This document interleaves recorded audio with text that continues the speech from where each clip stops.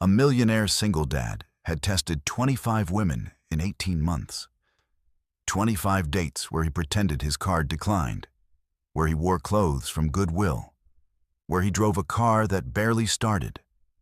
After his ex-wife divorced him and took half his fortune, Theodore Colton made a vow.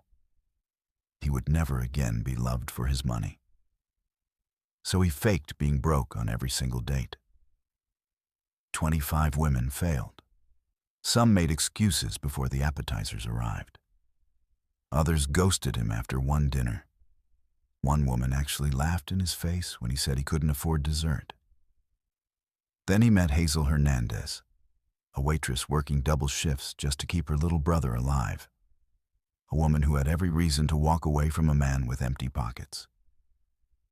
But when Theodore's card declined at their first dinner, Hazel didn't flinch. She pulled out her tip money, still warm from her apron, and paid the bill without hesitation. 3 dates later, she was still there. Theodore was worth $43 million. He owned a tech empire. His penthouse had a view most people only saw in magazines. And Hazel had no idea. Tonight was the final test. If she passed, he would tell her everything. If she failed, he would walk away like he always did. But sitting across from her now, watching her smile despite the exhaustion carved into her face, Theodore realized something that terrified him. What if she passed the test, and then hated him for ever giving it? Before we continue, let us know in the comment section where in the world you're tuning in from. We love seeing how far our stories reach. And if this story speaks to you, don't forget to like, share, and subscribe. Theodore first saw Hazel on a Tuesday afternoon, sitting alone in his car outside a diner he'd never noticed before. He'd just walked out on date number 23, a woman who'd ordered lobster and champagne, then discovered a family emergency the moment his card declined. He was tired. Tired of the games. Tired of the testing. Tired of the hollow feeling in his chest every time another woman proved his ex-wife right. That love was just another transaction. That everyone had a price. The diner looked like it hadn't been updated since 1987. Cracked vinyl booths, flickering neon sign, the kind of place that probably served coffee in chipped mugs. Theodore almost drove past it. Then he saw her through the window, a waitress with dark hair pulled back in a messy bun, refilling an elderly man's coffee. When the man's hand shook and knocked over his water glass, she didn't sigh or roll her eyes like she'd been on her feet too long. She just smiled, a real smile, the kind Theodore hadn't seen in months, and cleaned it up while asking if he needed anything else. Something about that moment stopped him. Theodore parked his car and went inside. He came back the next day, and the day after that. Each time, he watched her move through the diner with that same patient kindness, even when customers were rude, even when she was clearly exhausted. On his 4th visit, she finally approached his table with the coffee pot. "You keep ordering black coffee and sitting here for 2 hours," Hazel said, a hint of amusement in her tired eyes. "Either you really love our coffee, or you're working up the courage to say something." Theodore felt heat creep up his neck. "Is it that obvious?" "Little bit." She refilled his mug, even though it was still half full. "So, what is it? You selling something?" "Because I can't afford whatever it is." "No, Theodore laughed despite himself. "I wanted to ask if you'd maybe want to get coffee sometime. Somewhere that's not here. Though I understand if your answer is no, given that you probably see enough of coffee at work." Hazel studied him for a long moment, and Theodore wondered what she saw. He'd dressed down deliberately, a faded jacket he'd picked up at Goodwill, old jeans, scuffed sneakers. His usual watch, worth $47,000, sat in his nightstand at home. The wedding ring he'd finally stopped wearing sat in a drawer next to it. "I work 70 hours a week between here and the grocery store," Hazel said carefully. "I've got a 15-year-old brother who needs me. I don't really have time for dating." "Just coffee, then," Theodore said. 30 minutes. You pick when and where." She bit her lip, considering. Theodore noticed the dark circles under her eyes, the way her uniform was faded from too many washes, the small Band-Aid on her thumb from what was probably a kitchen burn. "Okay," she said finally. "Thursday afternoon. There's a park 2 blocks from here. Bring your own coffee, though. I'm off the clock." Thursday afternoon. Theodore sat on a park bench with 2 gas station coffees and no idea what he was doing. This wasn't supposed to be real. This was supposed to be another test, another way to prove what he already knew about people. But when Hazel showed up in jeans and a sweater that had been mended at the elbow, hair down around her shoulders for the first time, something in Theodore's carefully constructed plan started to crack. "Sorry I'm late," she said, slightly breathless. "Carlos had physical therapy and it ran over." "Carlos?" "My brother." Hazel took the coffee he offered and sat down, leaving a careful distance between them. "He's got a degenerative muscle condition. Some days are better than others." She said it matter-of-factly, like she was commenting on the weather. No plea for sympathy, no heavy sigh, no invitation for him to ask probing questions. Just a fact of her life. "That must be hard," Theodore said quietly. Hazel shrugged. "It is what it is. Our parents died in a car accident 3 years ago. I'm all he's got." She took a sip of coffee and made a face. "God, this is terrible. Why did I suggest bringing our own?" Theodore laughed, surprised by her ability to shift the mood. "I thought it was pretty bad too, but I didn't want to insult your recommendation. I work at a diner. I have no excuse for bad coffee recommendations." Hazel smiled, and Theodore felt that crack in his chest widen. "So, what about you? What's your story, Theodore?" He'd rehearsed this part. The lies came easily now after 25 practice runs. "I work in tech support. Live in a small apartment across town. I've got an 8-year-old daughter, Matilda. Joint custody with my ex-wife." "That must be hard too." Hazel echoed his words back to him. "The custody thing." Theodore looked down at his terrible coffee. This was usually where he deflected, kept things surface level, maintained the character he'd built. But something about the way Hazel had shared her own burden so simply made him want to be honest. Or as honest as he could be, while still lying about everything that mattered. "My ex-wife remarried," he said. "Someone with more money, more status, more of whatever it was I wasn't giving her. The divorce taught me that people leave when things get hard, or when someone better comes along." Hazel was quiet for a moment. "I'm sorry that happened to you." "It's fine. It was 2 years ago. That doesn't mean it doesn't still hurt." Theodore looked up, startled by the simple truth of that statement.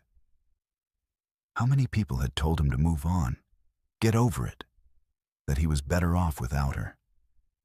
How many times had he pretended the betrayal didn't still wake him up some nights? "No," he admitted. "I guess it doesn't." They sat in comfortable silence, drinking terrible coffee and watching kids play on the swing set across the path. Theodore couldn't remember the last time silence felt comfortable instead of awkward. "So, what made you ask me out?" Hazel asked suddenly. "I'm not fishing for compliments. I'm genuinely curious. You don't seem like the kind of guy who usually hangs around diners." Theodore chose his words carefully. "I watched you help that old man when he spilled his water. You were kind to him. Really kind. Not just customer service kind. I don't see that very often. Hazel looked embarrassed. That's just being a decent human. You'd be surprised how rare that is.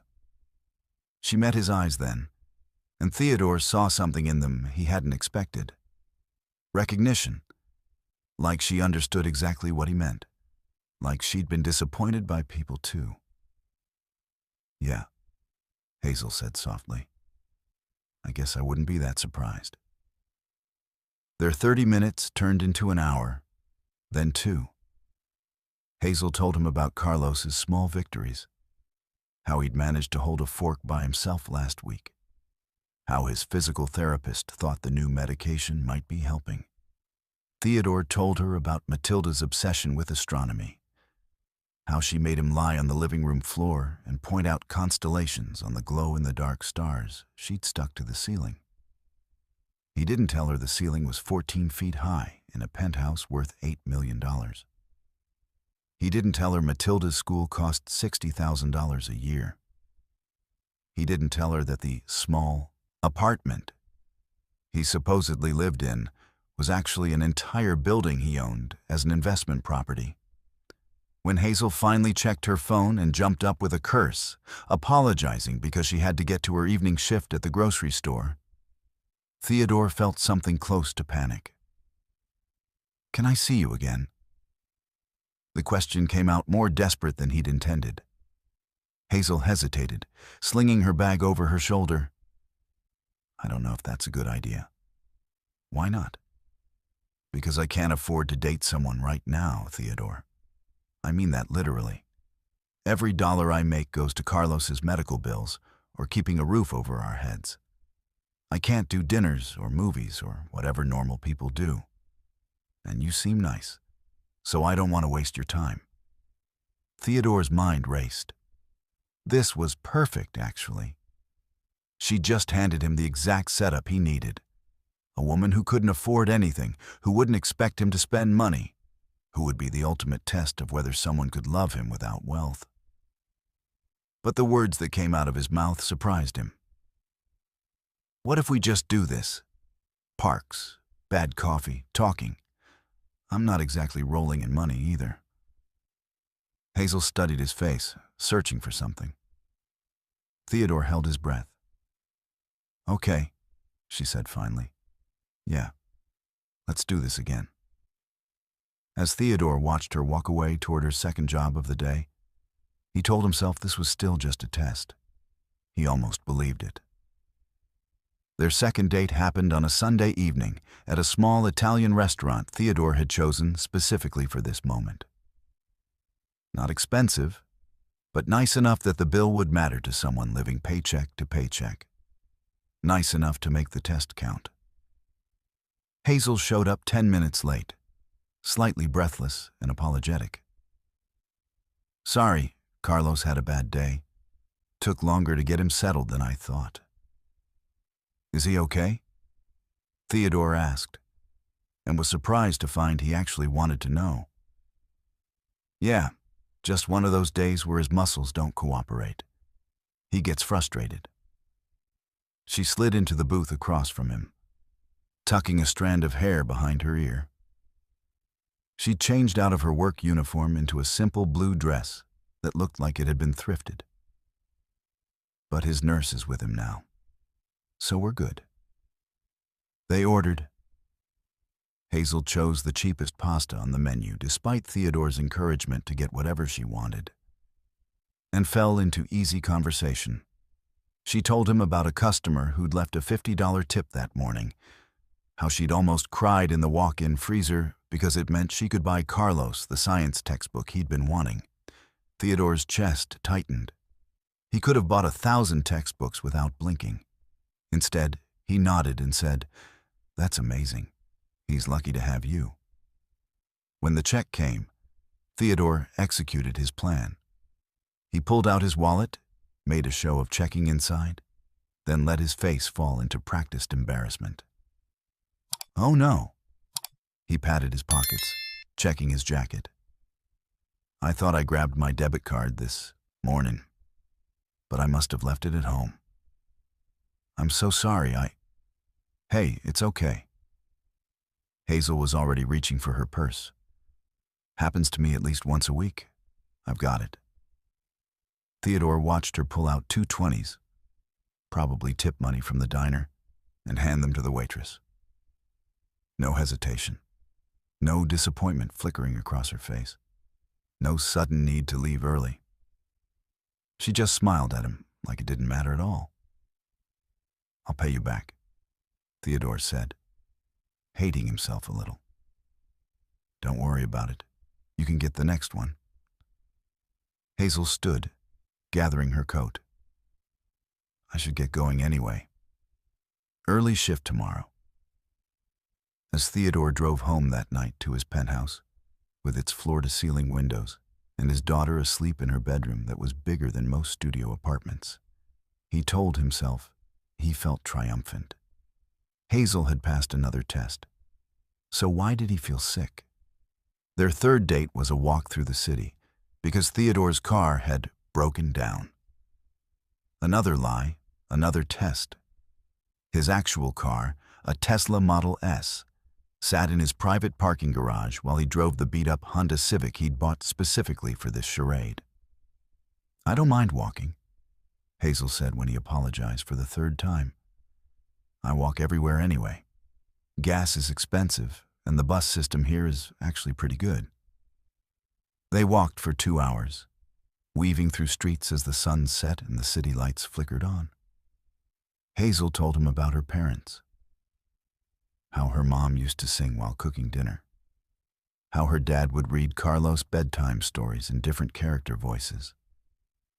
I tried to do the voices like he did, Hazel said quietly. But I'm terrible at it. Carlos laughs anyway, which I think is more out of pity than anything else.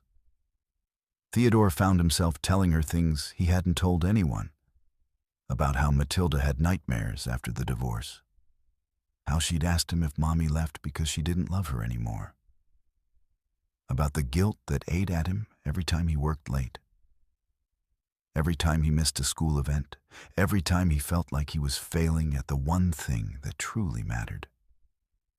You're not failing, Hazel said firmly. They'd stopped walking, standing under a streetlight on an empty corner. Matilda's loved. That's what matters. Trust me. As someone who's raising a kid, it's not about being perfect. It's about showing up. You show up for Carlos every single day, and you show up for Matilda. Hazel held his gaze. Stop being so hard on yourself. Something shifted in that moment. Theodore felt the carefully constructed walls he'd built start to crumble, and it terrified him. This was supposed to be a test, a way to prove that people were predictable, that everyone had a breaking point, that his ex-wife had been right about human nature. But Hazel kept not breaking. Their fourth date was coffee at the park again. Their fifth was a free outdoor concert where they sat on the grass, and Hazel fell asleep on his shoulder during the second half. Theodore sat, perfectly still for 45 minutes, afraid to move and wake her, thinking about how she worked 70 hours a week and probably hadn't had an uninterrupted night's sleep in years. By their sixth date, Theodore was in trouble, and he knew it. They were at a street fair, walking past booths selling handmade jewelry and overpriced lemonade. Matilda had begged to come along. She'd been asking about Daddy's friend for weeks, and Theodore had reluctantly agreed after getting Hazel's permission. Watching Matilda and Hazel together made Theodore's throat tight. Hazel didn't talk down to her or do that weird adult voice people used with kids. She just talked to Matilda like a person, asking about her favorite planets and listening intently to an 8-year-old's rambling explanation of black holes. Can Hazel come to my school play? Matilda asked as they shared a funnel cake. Please, Daddy. She said she likes theater. Theodore looked at Hazel, expecting her to make an excuse. Instead, she smiled. When is it? Next Thursday at 7. I work until 6, but I can make it work. Hazel caught Theodore's eye. If that's okay with you. It wasn't okay. It was the opposite of okay. Because Theodore was falling for someone he was actively lying to. And every day the lie got bigger and harder to maintain, and he had no idea how to stop it without losing everything. Yeah, he said. That would be great. That night, after dropping Matilda off at his ex-wife's house and driving home alone, Theodore stood in his penthouse living room and looked at the life he'd built. The furniture that cost more than most people made in a year. The art on the walls. The view of the city stretching out below him like a kingdom he'd conquered. None of it meant anything. He thought about Hazel in her small apartment with the mended sweater and the tip money carefully saved for her brother's textbook. He thought about how she'd offered to pay for dinner without a second thought. How she'd fallen asleep on his shoulder because she trusted him. How she'd talked to Matilda like she mattered. Theodore pulled out his phone and stared at his assistant's number. One call. That's all it would take. He could have a background check on Hazel within hours. Could verify every story she told him. Could confirm she was who she said she was. Could prove this was all real. His finger hovered over the call button. He put the phone down. Because if he checked, if he verified, if he turned this into just another transaction, then he was no better than his ex-wife. No better than all the people who taught him that love was just another thing you could buy or sell or negotiate. Hazel showed up to Matilda's play on Thursday, wearing the same blue dress from their second date. She'd clearly come straight from work, her hair still up in its waitress bun, and she'd brought Carlos with her in his wheelchair. Theodore's heart stopped when he saw them in the audience. He'd told himself this was still controlled, still a test he could walk away from. But Carlos was here. Hazel had brought her brother, the person she was sacrificing everything for, to meet Theodore's daughter. That meant something. That meant she was letting him into her real life, the parts that mattered. After the play, Matilda insisted they all go for ice cream. Theodore's mind raced as he calculated the cost for 5 people, wondering if he should forget his wallet again or if that would be pushing too far. My treat, Hazel said before he could speak. Matilda was amazing tonight. We're celebrating. Hazel, you don't have to. I want to. She was already heading toward the ice cream shop, pushing Carlos's wheelchair with one hand and holding Matilda's hand with the other. Besides, I actually got a raise this week. 25 cents an hour, but still, big money. She said it like a joke, but Theodore heard the pride underneath. 25 cents an hour mattered when you were counting every dollar. They sat outside the ice cream shop, the 5 of them crowded around a small table. Matilda and Carlos were deep in conversation about some video game. Theodore's ex-wife, Jennifer, was checking her phone with barely concealed impatience. And Theodore sat there watching Hazel lick chocolate ice cream off her thumb, laughing at something Carlos said, looking more beautiful than any woman he'd ever seen in a designer dress. She's really great with kids, Jennifer said quietly, nodding toward Hazel. Where'd you find her? A diner, Theodore said. Well, she's good for Matilda, I can tell. Jennifer stood, gathering her purse. Come on, sweetie. We need to get going. After they left, it was just Theodore, Hazel, and Carlos. The night had turned cool, and Hazel shivered slightly in her thin jacket. Here. Theodore started to take off his coat. I'm fine, Hazel protested, but he draped it over her shoulders anyway. Carlos grinned. You guys are cute. It's disgusting. Carlos. Hazel's face flushed. What? It's true. Carlos looked at Theodore with a brutal honesty only teenagers possessed. You make my sister smile. She doesn't smile enough. So thanks, I guess. Theodore felt something crack completely open in his chest. Not the careful crack he'd felt before, the one he could still control.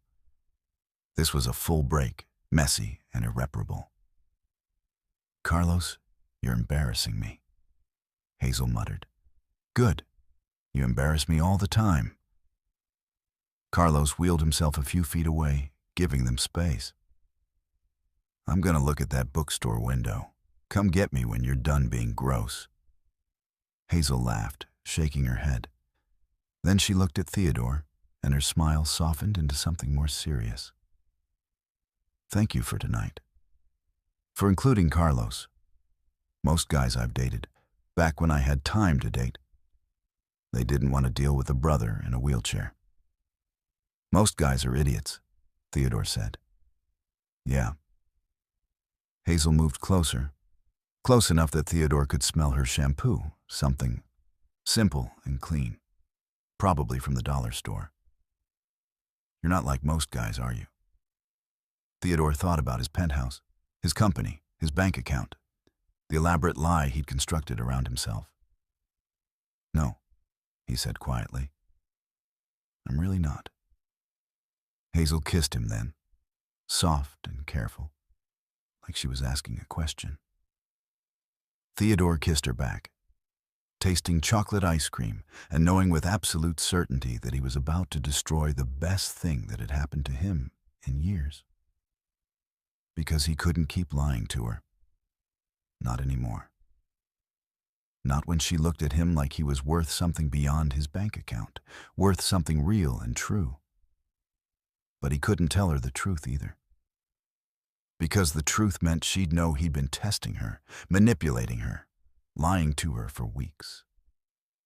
There was no good way out of this. As Theodore drove home that night, he made a decision. Tomorrow, he would tell Hazel everything. He would confess, apologize, and accept whatever happened next. Even if it meant losing her, especially if it meant losing her. Because that's what you did when you actually loved someone. You told the truth, even when it cost you everything. Theodore didn't sleep that night. He sat in his home office, staring at his phone, rehearsing the words he'd say to Hazel. Every version sounded worse than the last. "I'm sorry, but I've been lying to you. I'm actually a millionaire. Remember how I pretended to forget my wallet? That was a test. Everything you thought you knew about me is fake." By morning, he drafted and deleted 17 text messages asking her to meet him. Finally, he just called. "Hey," Hazel answered, sounding tired. "Everything okay? You never call this early. Can we meet today? It's important." A pause. "Theodore, you're scaring me. What's going on?" "I just need to talk to you, please." "Okay. The park? Around 2? "Yeah. Thank you." After he hung up, Theodore sat in the silence of his penthouse and wondered if this would be the last time she'd agree to see him. At 1:30, Theodore was already at the park, sitting on their usual bench. He'd changed clothes 3 times, finally settling on the same worn jacket and jeans he always wore around her. It felt wrong now, like a costume he couldn't wait to take off. Hazel arrived exactly at 2, and Theodore's heart seized at the sight of her. She was wearing her work uniform, clearly coming from a morning shift. Her hair was falling out of its bun, and she had that exhausted look he'd come to recognize. But she smiled when she saw him, that genuine smile that made him feel like the worst person alive. "Okay, you've got me worried," Hazel said, sitting down beside him. "What's so important?" Theodore took a breath. "Just say it. Just tell her." "I haven't been honest with you." Hazel's smile faded. "What do you mean?" "I mean," Theodore forced himself to look at her. "I'm not who you think I am. I don't work in tech support. I own a tech company, a successful one. And I don't live in a small apartment. I have a penthouse downtown, and my car didn't break down, and I didn't forget my wallet, and I'm not struggling financially." Hazel stared at him, her expression unreadable. "I don't understand." "I'm a millionaire, Hazel. I have been this whole time. Everything I told you about my finances was a lie." The silence stretched between them like broken glass. Theodore watched emotions flicker across Hazel's face. Confusion, then disbelief, then something that looked like hurt. "Why?" Her voice came out small. "Why would you lie about that?" "Because I wanted to know if someone could love me for who I am, not what I have." The words tumbled out faster now. "My ex-wife cheated on me with my business partner. She left me for someone with more money, more connections. The divorce taught me that people only care about what you can give them. So I started testing women, pretending to be broke on dates, seeing who would stay." "Testing?" Hazel repeated the word like it was foreign. "You were testing me?" "Yes. No, I mean..." Theodore ran his hand through his hair. "At first, yes. But then it became real. You became real. And I didn't know how to stop lying without losing you." Hazel stood up abruptly. "I need to think." "Hazel, please." "No." She held up her hand, and Theodore saw it was shaking. "You let me pay for dinner, with my tip money. Money I needed for Carlos's medication. You watched me worry about whether I could afford gas, whether I could take an afternoon off work. And the whole time, you were..." "What?" "Taking notes. Seeing if the poor girl would pass your test." "It wasn't like that." "Then what was it like, Theodore?" Hazel's voice cracked. "Because from where I'm standing, it looks like you played games with someone who didn't have the luxury of playing games back."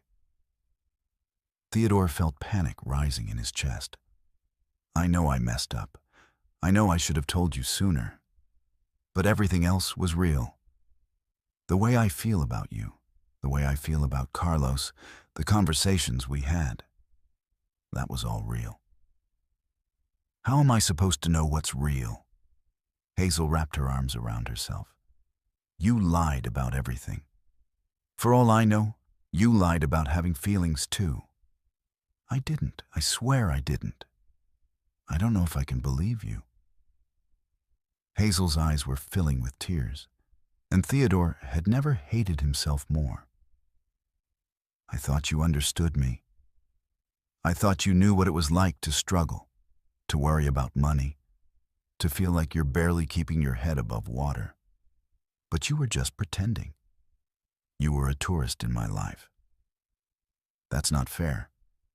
"Fair?" Hazel laughed, but there was no humor in it. "You want to talk about fair? I work 70 hours a week to keep my brother alive. I haven't bought myself new clothes in 2 years. I ate cereal for dinner last week because I had to choose between feeding myself and paying for Carlos's physical therapy. And you were playing dress-up in Goodwill clothes and watching me, like I was some kind of social experiment." "Hazel, I need to go." She was already walking away, moving fast. "I need to think. Don't call me." Theodore watched her leave, every instinct screaming at him to chase after her, to fix this, to make her understand. But he stayed on the bench because maybe that's what he deserved, to sit alone with the consequences of his choices. 3 days passed. Theodore called twice. Hazel didn't answer. He texted. Nothing. He showed up at the diner, but her manager said she'd called in sick. Matilda noticed immediately. "Where's Hazel? Is she coming over this weekend?" "I don't think so, sweetheart." "Why not? Did you have a fight?" "Something like that." "Did you apologize?" Theodore looked at his 8-year-old daughter, who somehow understood relationships better than he did. "I tried." "Try harder, Daddy. That's what you always tell me to do." On the 4th day, Theodore's assistant knocked on his office door. "Sir, there's someone here to see you." "A Hazel Hernandez? She doesn't have an appointment, but she says it's personal." Theodore's heart stopped. "Send her in." Hazel walked into his office, and Theodore saw her take in the space. The floor-to-ceiling windows, the expensive furniture, the view of the city. She looked small standing there, still in her diner uniform, surrounded by evidence of everything he'd hidden from her. "So, this is your real life?" she said quietly. "Yes." "It's nice." Hazel walked to the window, looking out at the skyline. "I've never been this high up before. You can see everything from here." Theodore didn't know what to say, so he said nothing. "I've been angry at you for 4 days," Hazel continued, still looking out the window. "Really, really angry. I told Carlos what happened, and he said you were a jerk who didn't deserve me. He's probably right. He is right. But then I kept thinking about something." Hazel turned to face him. "You told me the truth. You didn't have to. You could have kept lying, and I never would have known. But you told me anyway, even though you knew I'd be angry. Even though you knew it might end things. I couldn't keep lying to you." "Why not? You'd done it for weeks already." "Because I love you." The words came out raw and honest. And lying to someone you love isn't love at all. It's just another kind of using them. Hazel's eyes filled with tears again. "You hurt me, Theodore." "I know. I'm so sorry. I don't know if I can trust you again." "I know. But I want to try." Hazel wiped at her eyes. "I must be crazy, but I want to try. Because the truth is, I fell in love with you too. The real you, underneath all the lies. The guy who listens when I talk about Carlos. The guy who makes Matilda laugh. The guy who kisses me like I'm the only person in the world." Theodore crossed the space between them in 3 steps, pulling Hazel into his arms. She let him, burying her face in his chest. "I don't care about your money," she said, her voice muffled. "I never did. I care that you didn't trust me enough to just be yourself. I was scared." "I know. I'm scared too." Hazel pulled back to look at him. "But if we're going to do this, no more lies. No more tests. Just us, figuring it out together." "Just us," Theodore agreed. "I promise. And you're paying me back for all those dinners." Theodore laughed, the sound breaking through the tension. "Deal." Hazel smiled then, tentative but real. "Also, Carlos wants to meet the real you. Fair warning, he's going to give you so much grief about this." "I deserve it." "Yeah, you do." Hazel kissed him softly. "But you're going to make it up to us? Both of us? However long it takes." 6 months later, Theodore stood in his kitchen making breakfast while Matilda and Carlos argued over what to watch on TV. Hazel was curled up on the couch with a medical journal, researching new treatments for Carlos's condition. She'd cut back to 40 hours a week at the diner. Her choice, because she liked the work and the people. But now she actually had time to breathe. Theodore had set up a trust for Carlos's medical expenses. Not because Hazel asked, she hadn't. But because it was the right thing to do. Because family took care of family, and somehow, against all odds, they'd become a family. "Daddy, Carlos says space is boring," Matilda announced indignantly. "I said black holes are boring," Carlos corrected. "The rest of space is cool. Black holes are the coolest part." Theodore caught Hazel's eye from across the room. She was smiling, the exhaustion he'd first noticed gone from her face. She looked happy. She looked home. "I love you," Theodore mouthed. "I know," Hazel mouthed back, her smile widening. "It wasn't perfect. They still had arguments about money. Hazel hated when Theodore tried to buy her expensive things, said it made her uncomfortable. They still had hard conversations about trust, about the lies that had started everything. Some days were harder than others, but it was real. Finally, completely real. And that was worth more than any test Theodore could have designed. If this story touched your heart, we'd love to hear from you in the comments. Here's a question for you. Do you think Theodore was justified in testing Hazel? Was he protecting his heart? Or did he cross a line? And for the ladies watching, be honest. If someone you loved admitted they'd been testing you like this, could you forgive them? Drop your answers in the comment section below. We want to hear your thoughts. And don't forget to subscribe to Soul Story for more tales about love, trust, and second chances. Hit that like button and share this with someone who needs to hear it today. Thanks for watching.